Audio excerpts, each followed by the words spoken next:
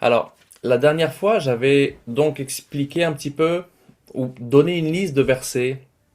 C'est très élémentaire, hein, c'est assez basique pour le temps qu'on a, mais ça reste des versets clés pour montrer à n'importe quel chrétien et pour se rappeler à nous aussi notre rôle vis-à-vis d'Israël et comme quoi c'est écrit noir sur blanc. Et des fois, on se demande, mais quelle attitude à avoir vis-à-vis d'Israël et comment prier, ben, c'est écrit noir sur blanc. Donc c'était un petit peu ces versets-là que j'avais partagés. Je vais vous refaire, vous redonner les versets qu'on a développés un petit peu la dernière fois. Et aujourd'hui, je vais en développer surtout un.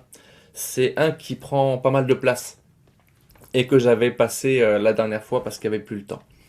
Mais pour rappel, on avait parlé de Genèse 12, verset 3, qui dit que Dieu à Abraham, je bénirai ceux qui te béniront et je maudirai ceux qui te maudiront, en expliquant que le mot maudire, c'est je maudirai ceux qui te prendront à la légère. Donc il y a une autre notion un petit peu à développer de ce verset-là. Et qu'on ne veut pas être de ceux qui prennent ce thème d'Israël à la légère. Et le peuple juif. Un autre verset, pour l'amour de Sion, je ne me tairai pas, et pour l'amour de Jérusalem, je ne prendrai pas de repos, jusqu'à ce que son salut paraisse. Ésaïe 62, versets 1 à 3.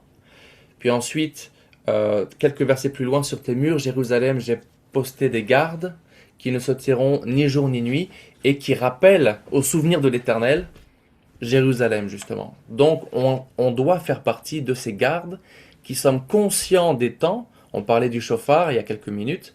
On est conscient des temps et on doit libérer notre voix pour parler, même pour parler à Dieu en faveur d'Israël. Puisqu'il veut que ceux qui connaissent sa parole lui rappellent le souvenir d'Israël et de ses promesses. Un autre verset, c'est dans Joël 2, 17-18, qu'entre le portique et l'autel pleurent tes serviteurs, les serviteurs de l'Éternel. Donc entre le portique et l'autel, c'était le lieu de préparation pour les sacrifices. Et c'est un thème d'intercession, ça nous rappelle qu'on doit intercéder, on doit pleurer aussi avec Israël, pour que Dieu épargne son peuple, pour que Dieu sauve son peuple. Le psaume 137, ça nous parlait de « Si je t'oublie Jérusalem, que ma droite m'oublie », une phrase de David. C'est un psaume des exilés, et c'est une prière qu'il faut faire jusqu'à la restauration complète d'Israël. Et on n'en est pas encore là, donc on peut encore dire prier pour Jérusalem, et notamment « Si je t'oublie, que ma droite m'oublie, si je ne fais de toi, Jérusalem, le principal sujet de ma joie ». Donc ça montre à quel point ce thème d'Israël et de l'Église, ça ne doit pas être un thème de théologie du dimanche matin, ça doit être un thème qui est inscrit au fond de notre cœur, puisque si ça doit être le principal sujet de notre joie, alors c'est qu'on ne doit pas passer à côté. Absolument pas. On avait parlé enfin de du psaume 122, verset 6, qui dit Demandez la paix de Jérusalem. Donc là, c'est très facile. C'est écrit Demandez la paix de Jérusalem. On avait développé la thématique de la paix et de Jésus aussi, à travers ce mot. Et puis, et on avait parlé de la route de la réconciliation dans Ésaïe 19, 23 à 25. La route de la réconciliation, c'est une promesse qui n'est pas encore arrivée, qui n'a pas été accomplie, et qui parle d'une route commerciale qui va rejoindre l'Égypte et la Syrie. A2SY, la Syrie. Et cette route commerciale est vraiment reflète un temps de paix. Donc ça, c'est pas encore arrivé. Et avec tout ce qui se passe actuellement au Moyen-Orient, on voit vraiment cette tension entre la parole prophétique et ce qui est en état aujourd'hui. Donc, on peut encore proclamer ce temps de paix, ce temps de réconciliation du Seigneur. Aujourd'hui, moi, le verset que je voudrais développer, c'est Ésaïe 40, verset 1. Donc, lisons-le et on peut lire les quelques versets jusqu'à 5. Ésaïe 40, versets 1 à 5. Consolez, consolez mon peuple, dit votre Dieu. Parlez au cœur de Jérusalem et criez-lui que sa servitude est finie, que son iniquité est expiée, qu'elle a reçu de la main de l'Éternel au double de tous ses péchés. Une voix crie: préparez au désert le chemin de l'Éternel, aplanissez dans les lieux arides une route pour notre Dieu. Que toute vallée soit exaucée, que toute montagne et toute colline soient abaissées, que les coteaux se changent en plaine et les défilés étroits en vallons. Alors la gloire de l'Éternel sera révélée, et au même instant toute chair la verra, car la bouche de l'Éternel a parlé. Ça, c'est un verset extraordinaire parce que on peut lire des fois dans nos Bibles que c'est déjà accompli. Ça s'est accompli du temps de l'exil. Moi, c'est écrit ici dans ma Bible, pendant le ministère d'Ésaïe, dans le 5e, 6e, 7e siècle avant Jésus-Christ. Mais dans toute prophétie, souvent, on remarque qu'on a un accomplissement historique au moment où le prophète le prononce. Des fois, c'est partiel. On peut trouver aussi des fois un accomplissement messianique à l'époque où Jésus arrive. Il y a beaucoup de prophéties qui se sont accomplies à ce moment-là. Mais on peut aussi trouver un accomplissement qu'on pourrait dire eschatologique, un accomplissement à la fin des temps, vers tous ces temps de la fin, les temps où on se trouve maintenant. De la même manière qu'on avait un Élie, le prophète historique, un homme qui marchait sur la terre, et puis tout d'un coup l'esprit d'Élie dans Jean-Baptiste à l'époque de Jésus, mais on nous parle aussi de l'esprit d'Élie à la fin des temps. Donc il y a comme ces trois accomplissements possibles pour une seule et même prophétie.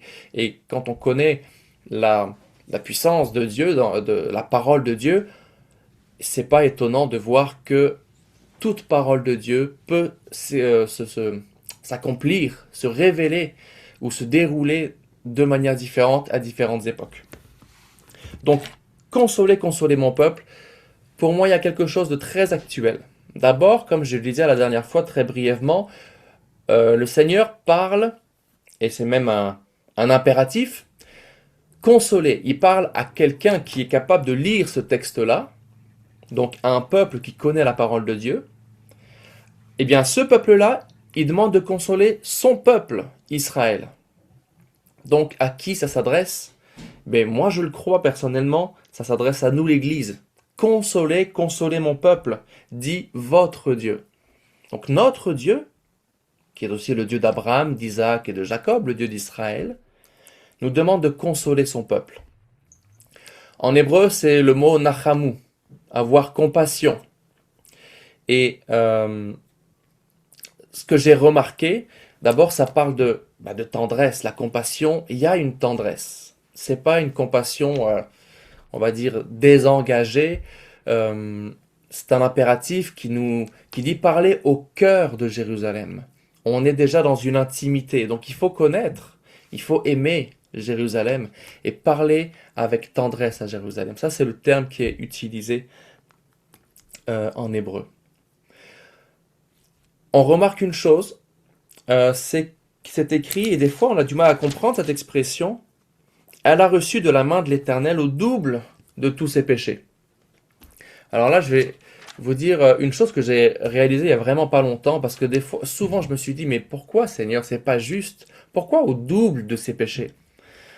Eh bien, c'est écrit dans l'Ancien Testament, dans les 5 premiers livres de Moïse, toute la thématique des sacrifices, lorsque quelque chose était profané, quelque chose qui était normalement utilisé pour le service de Dieu, donc qui était saint, quand il était profané soit par le péché, soit par l'action de l'homme, pour pouvoir le resanctifier à nouveau, il fallait passer soit par la mort, soit par l'exil. Je parle par exemple de la terre d'Israël. Quand Israël pêche sur la terre d'Israël par l'idolâtrie, par exemple, eh bien, il y a 2 options, la mort ou l'exil. C'est pour ça qu'il y avait des sacrifices constamment, des sacrifices d'animaux. Mais pour ce qui est de la terre, le Seigneur a utilisé l'exil. Donc il a déjà fait payer à Israël et à Jérusalem ses péchés par l'exil. Puis il y a une deuxième chose, une fois qu'Israël est exilé, une fois qu'Israël est disséminé, le peuple juif, aux 4 coins de la terre, à un moment donné, Dieu leur reproche de profaner son nom, encore en exil. On lit ça dans Ézéchiel 36 au verset 16. On peut y jeter un œil parce que c'est un passage où on va revenir un peu plus tard aussi. Ézéchiel 36 au verset 16. La parole de l'Éternel me fut adressée en ces mots: Fils de l'homme, ceux de la maison d'Israël, quand ils habitaient leur pays, l'ont souillé par leur conduite et par leurs œuvres. Leur conduite a été devant moi comme la souillure d'une femme pendant son impureté. Alors j'ai répandu ma fureur sur eux à cause du sang qu'ils avaient versé dans le pays et des idoles dont ils l'avaient souillé. Je les ai dispersés parmi les nations et ils ont été disséminés en divers pays. Je les ai jugés selon leur conduite et selon leurs œuvres. Donc, première conséquence du péché, l'exil. Et puis au verset 20, ils sont arrivés chez les nations où ils allaient, et ils ont profané mon saint nom, en sorte qu'on disait d'eux, c'est le peuple de l'Éternel, c'est de son pays qu'ils sont sortis. Et j'ai voulu sauver l'honneur de mon nom, que profanait la maison d'Israël parmi les nations où elle est allée. Le verset suivant, c'est: Pourquoi dites à la maison d'Israël, ainsi parle le Seigneur l'Éternel, ce n'est pas à cause de vous que j'agis de la sorte, maison d'Israël, mais c'est à cause de mon saint nom que vous avez profané parmi les nations où vous êtes allés. Donc, il y a l'exil, et une fois qu'Israël est exilé, imaginez un peu, c'est le peuple qui porte le nom de Dieu, du Dieu vivant, sur eux. Quelle image ça donne de Dieu? Un peuple dispersé que leur propre Dieu n'est même pas capable de garder uni et dans son propre pays. Donc, c'est là qu'on voit que, oui, il y a l'exil, mais l'exil lui-même entraîne le peuple à pécher juste parce qu'il donne une image de Dieu, d'un Dieu qui n'est pas capable de garder son peuple uni. Vous comprenez un petit peu, un peu comme une double peine. Et c'est là que c'est magnifique. Mais on en parlera un peu plus tard, c'est les versets qui suivent. Parce que Dieu, après cet exil, il va les rassembler. Mais on attend un petit peu avant d'en parler. Comme je disais, pour sanctifier à nouveau le peuple d'Israël, il va falloir d'abord que le Seigneur le purifie. Avant de sanctifier, on purifie, puis quand c'est pur, on peut sanctifier à nouveau. C'est les principes de l'Ancien Testament, les principes qu'on lit dans le livre de Lévitique, par exemple. Donc, pour sanctifier son propre nom, Dieu ensuite ramène son peuple d'exil. Dans l'état d'impureté, Israël est impur. Et continuons à lire, en fait. On va le faire maintenant. Au verset 23, Ézéchiel 36, 23. Je sanctifierai mon grand nom qui a été profané parmi les nations, que vous avez profané au milieu d'elles, et les nations sauront que je suis l'Éternel, dit le Seigneur, l'Éternel, quand je serai sanctifié par vous sous leurs yeux. Je vous retirerai d'entre les nations, je vous rassemblerai de tous les pays, je vous ramènerai dans votre pays. Ça a commencé déjà à arriver à la fin du 19e siècle. En 1800, vers 1880, il y a eu la première vague d'Aliyah, donc de retour de Juifs vers la terre d'Israël. Donc 1881, c'est l'année où l'hébreu, la langue, a été remise au goût du jour. C'était uniquement une langue de prière et de chant liturgique, mais c'était plus une langue parlée, une langue vivante. En 1881, ils ont repris les prières et ils en ont refait, à partir des prières et des textes, une langue vivante. Donc de 1881 jusqu'à aujourd'hui. C'est Eliezer Ben Yehuda qui a fait ça. C'était très compliqué parce qu'il a interdit à tout le monde de parler une autre langue. C'était hébreu complètement, parce qu'il fallait revenir. Et à partir de cette époque-là, il y a eu plusieurs vagues d'Aliyah comme ça, au début du XXe siècle, dans les années 1920, etc. Et puis jusqu'à encore aujourd'hui, il y a des vagues d'Aliyah, donc de retour de Juifs en Israël. Donc là, on est déjà dans ce verset-là.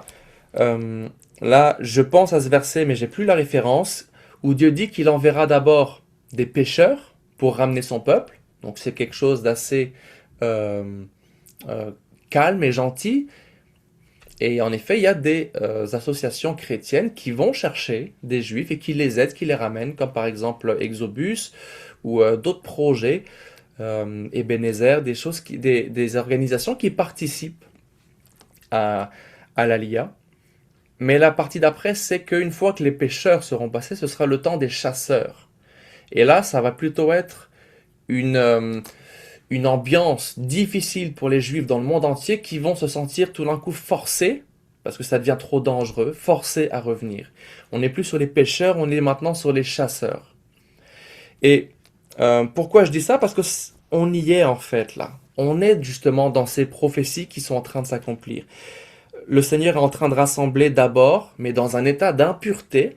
Israël n'a rien mérité pour être ramené, c'est juste Dieu qui dit, je commencerai par les ramener. Au verset 25, je répandrai sur vous une eau pure et vous serez purifiés, je vous purifierai de toutes vos souillures et de toutes vos idoles. Et le verset 26, je vous donnerai un cœur nouveau et je mettrai en vous un esprit nouveau.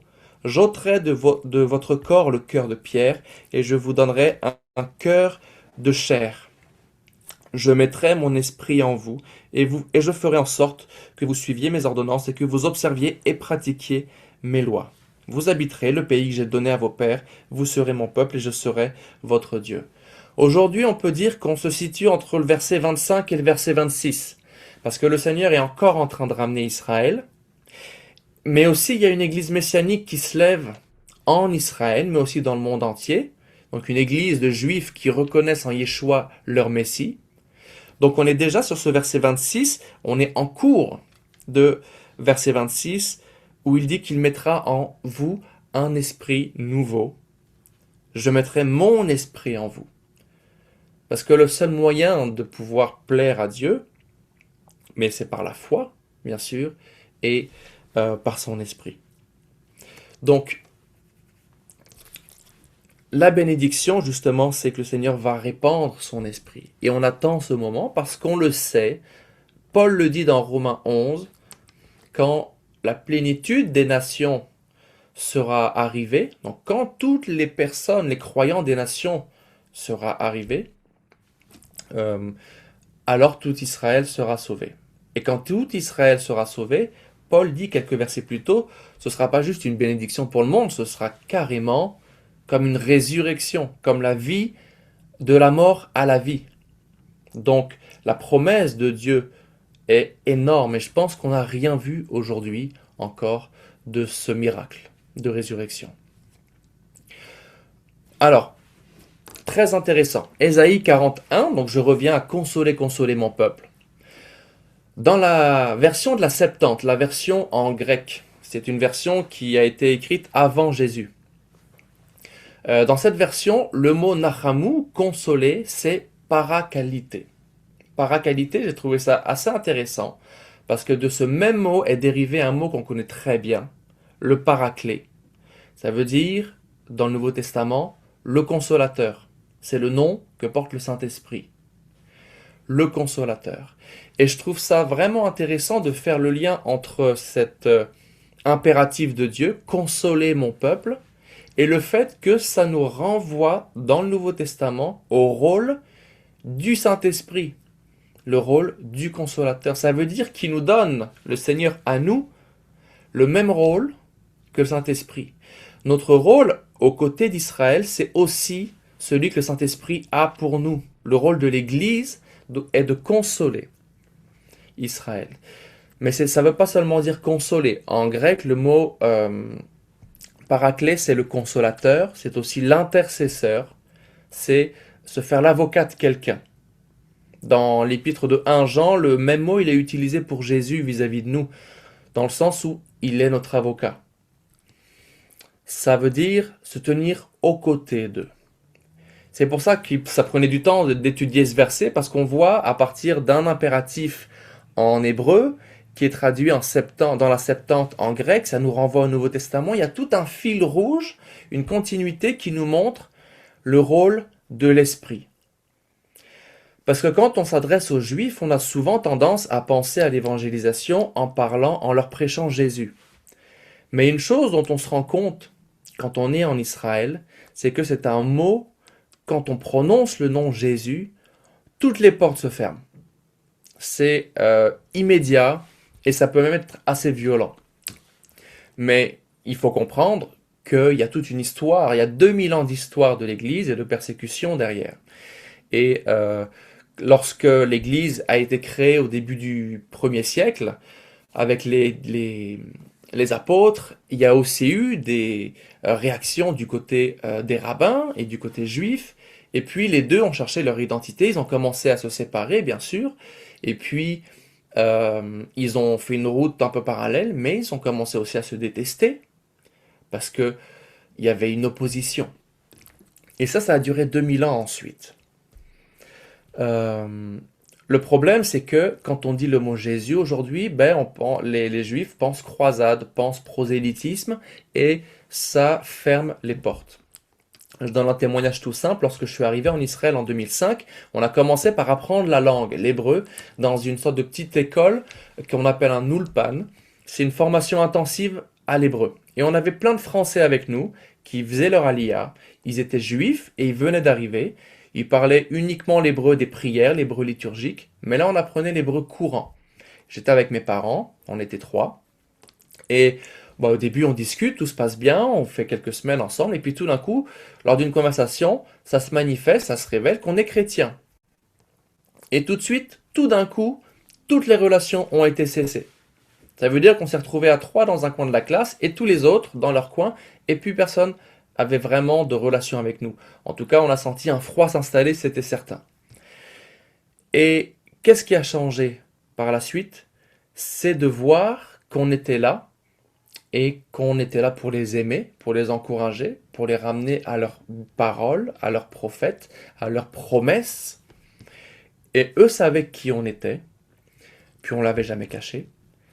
Mais de voir le respect qu'on avait pour eux, puis la connaissance de la parole qu'on avait et la connaissance des promesses, ils ont commencé à revenir vers nous et une relation de confiance s'est vraiment installée. Mais c'était pas gagné d'avance là. Dès qu'on a dit le mot chrétien, ils se sont fermés comme des huîtres. On pouvait plus les ouvrir jusqu'à ce que finalement l'attitude qu'on avait vis-à-vis d'eux leur a montré qu'ils pouvaient nous faire confiance. Et ça, c'était lié au témoignage. Et le témoignage est très important. Des fois, on est maladroit. Par exemple, quand j'habitais en Israël, je sais que de temps en temps, il y a des groupes qui venaient de l'extérieur, de pays étrangers, de croyants, de chrétiens, et qui venaient pour faire des croisades d'évangélisation. Mais imaginez le terme croisade, l'impact que ça a en Israël. Quand ils viennent avec des barrières, croisades d'évangélisation, ça peut marcher partout ailleurs dans le monde.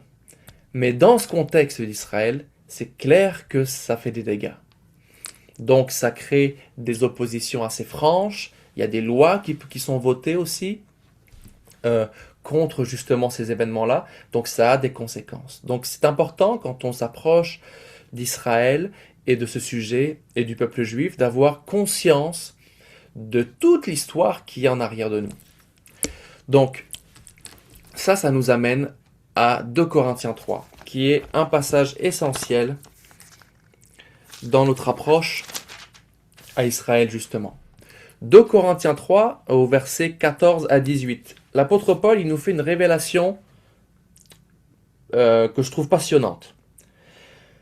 Il parle d'Israël et il explique qu'Israël, oui, il y a un voile qui est tombé sur leurs yeux. Et il explique ce voile. C'est le même mot, encore une fois dans la Septante, que le voile que Moïse avait sur la tête quand il est descendu du mont Sinaï. Donc lisons au verset 14, 2 Corinthiens 3, 14. Mais ils sont devenus durs d'entendement. Donc on parle des Juifs. Car jusqu'à ce jour, le même voile qui était sur la tête de Moïse, ce même voile demeure quand ils font la lecture de l'Ancien Testament et il ne se lève pas parce que c'est en Christ qu'il disparaît. Jusqu'à ce jour, quand on lit Moïse, donc on pourrait un peu paraphraser, jusqu'à aujourd'hui, dans les synagogues, quand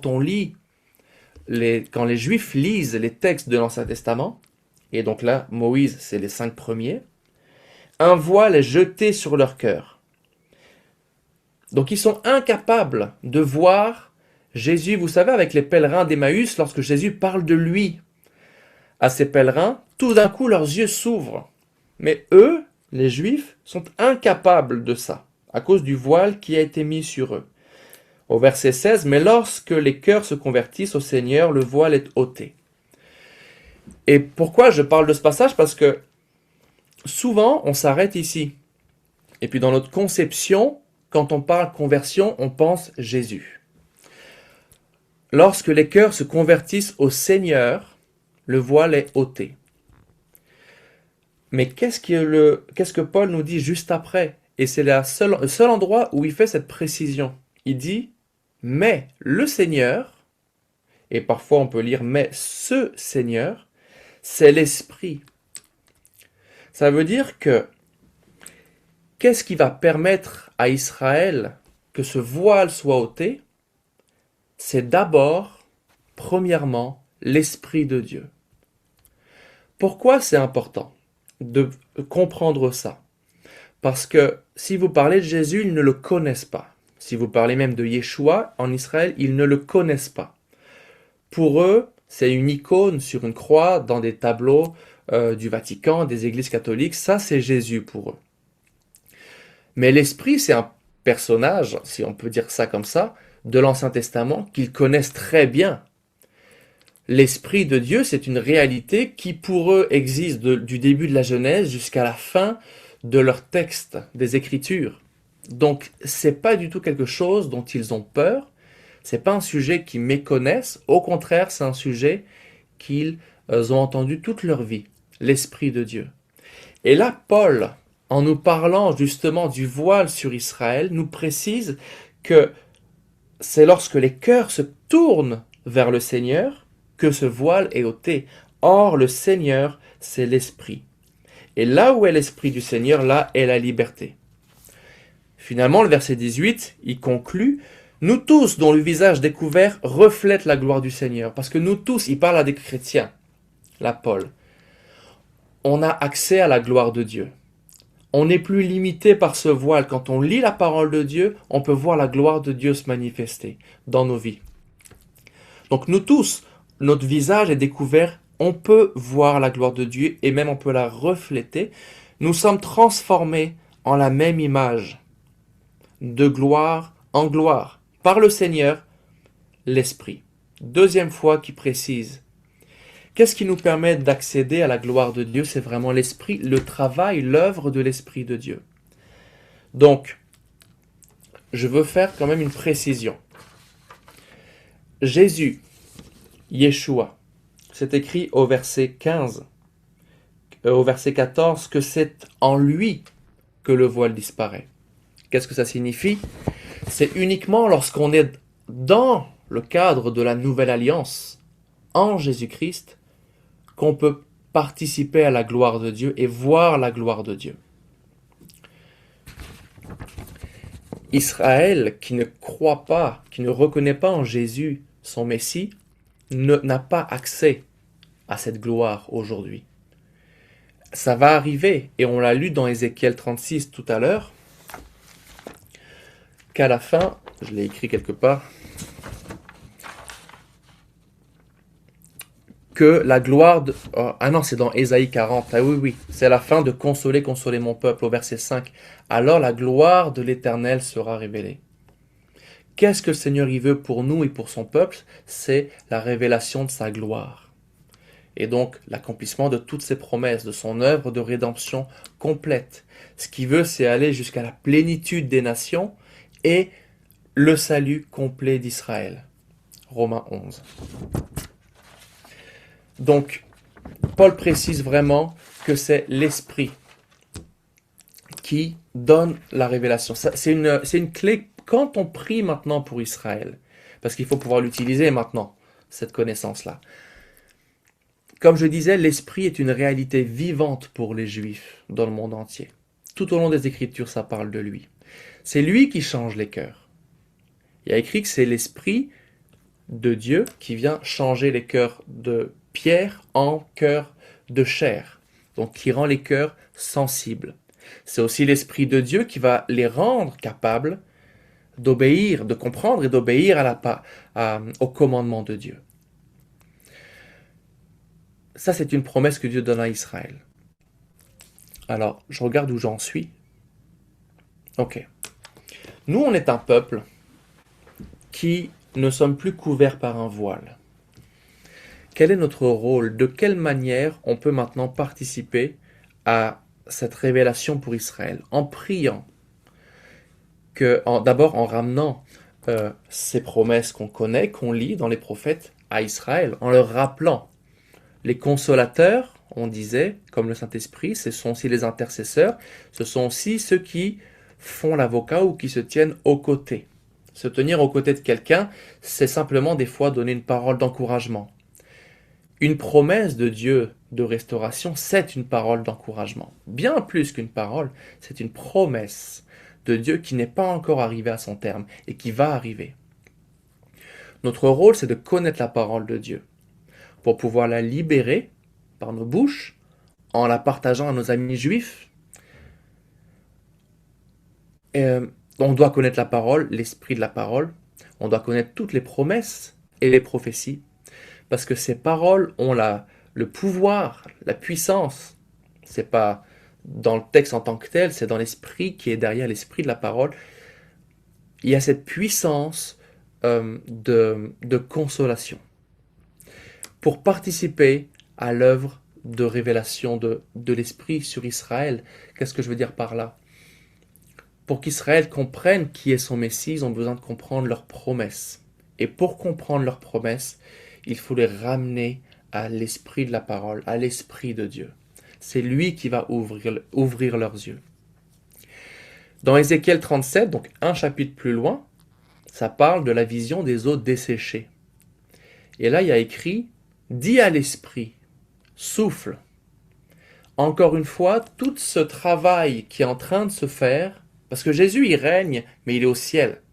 Qui est-ce qui est avec nous sur la terre aujourd'hui? C'est l'Esprit de Dieu, ce consolateur justement. Donc toute cette œuvre autour d'Israël que le Seigneur est en train d'accomplir, il le fait à travers son Esprit. Jésus, lui, il vient comme roi, mais dans quelque temps. Pour l'instant, c'est l'Esprit de Dieu qui est sur la terre avec nous. Et c'est lui seul qui peut révéler. Les os desséchés, ils commencent à reprendre vie, il y a les nerfs qui arrivent, il y a la chair qui arrive, il y a la peau qui se reforme, et on se retrouve face à une armée vivante. Et ensuite, l'Esprit de Dieu rentre dans cette armée et les rend vraiment vivants. Cette armée, c'est une foule nombreuse en fait. C'est une image de la restauration à venir d'Israël. Mais on est déjà dans cette restauration, partiellement. Comme je disais, Ézéchiel 36, on est à peu près dans ce niveau-là, du verset 26, où l'Esprit de Dieu ramène des quatre coins de la terre son peuple sur sa terre, et puis là, il va commencer à les purifier, il va commencer à répandre son esprit, il le fait dans l'église messianique à Jérusalem et aux quatre coins du monde. Et ensuite, il va vraiment mettre son esprit en eux, lorsqu'il aura rassemblé Israël. Donc, pour conclure un peu ce verset et ce partage que je vous donne, il y a trois choses importantes dans notre attitude, nous, en tant que chrétiens, vis-à-vis d'Israël. Consoler, on n'est pas tout à fait dans le thème de l'intercession. Jusqu'à présent, les premiers versets que je vous avais donnés, c'est à la fois pour comprendre l'importance de l'Église d'être aux côtés d'Israël, mais c'est aussi l'intercession. Demander la paix de Jérusalem, c'est très concret. Prier pour la paix de Jérusalem. Donc on a un premier rôle d'intercéder. Le deuxième rôle qu'on a, c'est un rôle très important de l'Église, c'est le rôle du témoignage. Si on est des consolateurs et des intercesseurs, on est aussi ceux qui sommes à côté d'Israël. C'est dans la définition du mot paraclet, être à côté de, se faire l'avocat. Et des fois, il y a cette difficulté de dire, oui, mais tout ce qui se passe en Israël n'est pas forcément bon, la politique, les actions militaires, les choses comme ça. Et alors, un vrai ami est un ami même lorsque c'est indéfendable. Mais là, on parle de quelque chose de bien plus profond qu'une amitié qu'on a avec une amitié sociale. Là, on est sur quelque chose de biblique et de prophétique. Parce que notre attitude vis-à-vis d'Israël, si on n'est pas là pour Israël, qui le sera? Et le Seigneur nous demandera des comptes. Qui s'est levé pour mes frères? C'est pour ça qu'on doit défendre Israël. Et se tenir même dans l'indéfendable à côté d'Israël, c'est les porter vers Dieu. Moi, quand je me suis marié, j'ai eu une discussion une fois avec une personne qui m'a dit, si ta femme se trompe, fait une erreur dans une discussion ou dans une dispute, tu dois la défendre coûte que coûte, parce que c'est ta femme, c'est devenu la chair de ta chair. Et devant les gens, tu dois la défendre. Ensuite, dans le secret, entre vous, vous discuterez. Mais ton rôle en tant que mari, c'est de défendre ta femme. Et je pense qu'il y a cette même notion de couple entre l'Église et Israël, que même quand des fois Israël peut faire des erreurs, parce qu'Israël n'est pas encore conduit par l'Esprit de Dieu, eh bien nous devons prendre position en tant qu'Église en faveur d'Israël. Et des fois ça peut nous coûter au niveau comment on appelle ça, des gens, de ce que les gens vont penser de nous. Ça peut nous coûter, c'est certain. Mais ça fait partie du rôle de l'Église de se tenir aux côtés du peuple de Dieu, parce que c'est nous qui pouvons consoler, c'est nous qui pouvons prier, intercéder pour que l'Esprit de Dieu se révèle au cœur d'Israël. Il n'y a personne d'autre qui peut faire ça. Donc, et dans cette prière, l'Esprit de Dieu, lorsqu'il va remplir Israël, on va être dans l'accomplissement de Romains 11, tout Israël sera sauvé. Et cet accomplissement-là va être pour le monde entier et toutes les nations, comme le passage de la mort à la vie.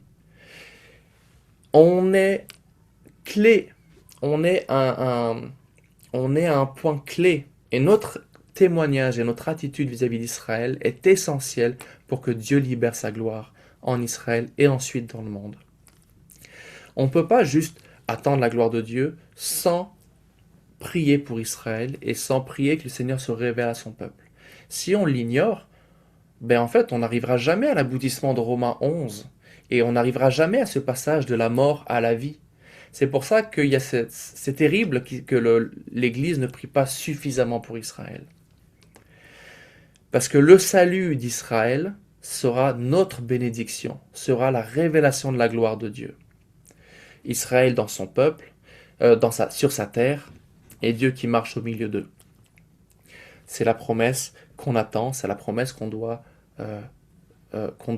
proclamer. Donc j'ai dit intercession, témoignage, et bien sûr le prophétique. Le prophétique, c'est de rappeler qu'il y a des choses encore à venir. On rappelle à Israël, c'est pas fini. Il y a encore des choses à venir. Il y a des promesses qui ne sont pas encore accomplies. Et vous allez voir votre restauration. Et vous allez retrouver votre terre. Et Dieu va être vivant au milieu de vous. Ça, c'est la troisième notion que nous, on est capable d'apporter. Donc notre intercession pour Israël, notre témoignage et le fait de se tenir à côté d'Israël et l'aspect prophétique de ramener et rappeler à Israël que ce n'est pas fini et que le Seigneur va les bénir.